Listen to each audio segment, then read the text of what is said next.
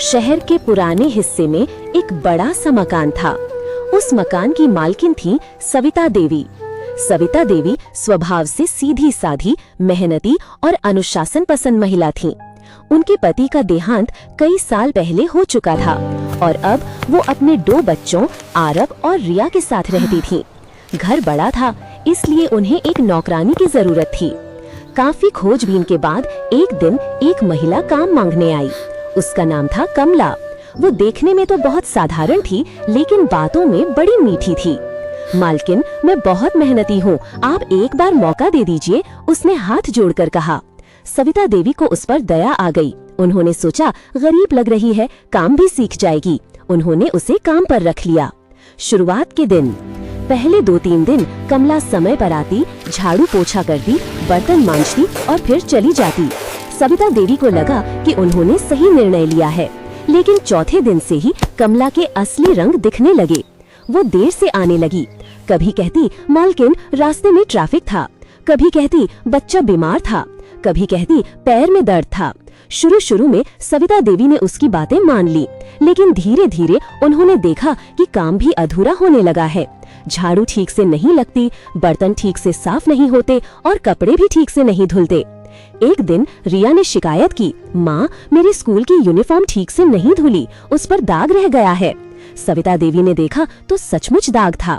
उन्होंने कमला से पूछा, कमला, तुमने कपड़े अच्छे से क्यों नहीं धोए? कमला ने हंसकर कहा, अरे मालकिन, इतना छोटा सा दाग है, कौन देखेगा? सविता देवी को ये बात अच्छी नहीं लगी, लेकिन उन्होंने फिर भी कुछ नहीं कहा। कमला की चालाकी। कमला सिर्फ कामचोर ही नहीं, बल्कि थोड़ी चालाक भी थी।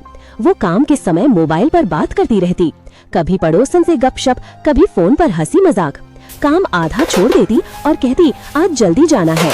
एक दिन सविता देवी ने देखा कि कमला ने पोछा तो लगा दिया है, लेकिन कोनों में धूल जमी हुई है। उन्होंने उसे बुलाकर कहा, कमला, काम पूरा और सही तरीके से किया करो। कमला ने सिर हिलाया, हाँ मालकिन, अब से ध्यान रखूंगी। लेकिन अगले ही दिन वही हाल। आरव ने एक दिन गुस्से में कहा, माँ, आप इसे निकाल क्यों नहीं देती? ये तो सिर्फ पैसे लेती है, काम कुछ नहीं करती। सविता देवी ने शांत स्वर में कहा, बेटा, किसी को मौका देना चाहिए, शायद इसे समझ आ जाए। एक दिन सविता देवी को जरूरी काम से बाहर जाना था। उन्होंने कमला से कहा, आज घर अच्छे से साफ करना, शाम को मेहमान आने वाले हैं। कमला ने हामी भर दी, लेकिन उस दिन भी वो देर से आई। जल्दी में उसने झाड़ू लगाया, बर्तन आधे अधूरे धोए और पोंछा भी ठीक से नहीं लगाया, फिर बिना बताए चली गई। शाम को जब सविता देवी लौटी तो घर की हालत देखकर उनका माथा ठनक गया। सोफे के नीचे धूल, रसोई में गंदे बर्तन और फर्श पर पानी के निशान। उसी समय मेहमान आ गए। सविता देवी को बहुत शर्मिंदगी महसूस हुई। मेहमानों के जाने के बाद उन्होंने कमला को अगले दिन बुलाकर सख्ती से पूछा, कमला, ये क्या हाल था घर का? कमला ने फिर बहाना बना दिया, मालकिन, तबीयत ठीक नहीं थी। अब सविता देवी को समझ आ गया कि कमला सुधरने वाली नहीं है। सविता देवी ने सोचा कि सीधे निकाल देना सही नहीं होगा, पहले उसे समझाने की कोशिश करनी चाहिए। अगले दिन उन्होंने कमला को बैठाकर प्यार से कहा, देखो कमला, काम में ईमानदारी जरूरी है।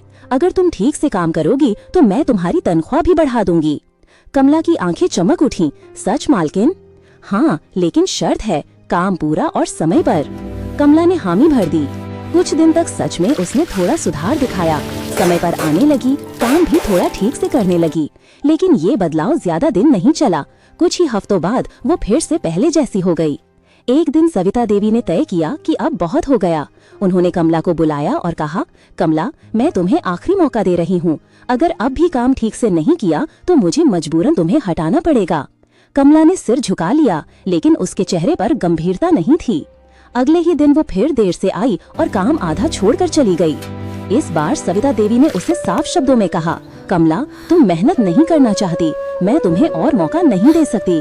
आज से तुम्हें आने की जरूरत नहीं है। कमला को उम्मीद नहीं थी कि मालकिन सच में निकाल देंगी। उसने मिन्नतें की, मालकिन, एक मौका और दे दीजिए। लेकिन सविता देवी का निर्णय पक्का था। कमला को नई जगह काम ढूंढने में बहुत मुश्किल हुई। आसपास के घरों में उसके काम चोरी की खबर फैल चुकी थी। पैसों की तंगी होने लगी। तब उसे अपनी गलती का एहसास हुआ। उसने सोचा, अगर मैं मेहनत करती तो आज नौकरी नहीं जाती।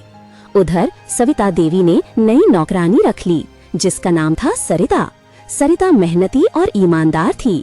वो समय पर आती, काम साफ सुथरा करती और घर का ध्यान अपने घर की तरह रखती। धीरे धीरे घर का माहौल बदल गया, सब खुश रहने लगे। एक दिन कमला फिर सविता देवी के घर आई।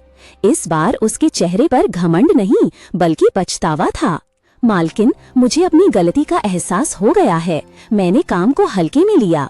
अगर आप चाहें तो मुझे फिर से मौका दे दीजिए, मैं इस बार मेहनत करूंगी। सविता देवी ने कुछ देर सोचा।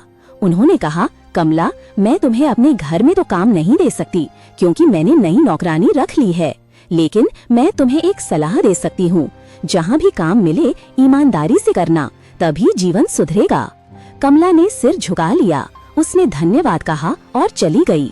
उस दिन के बाद कमला ने सचमुच अपनी आदतें बदल दी।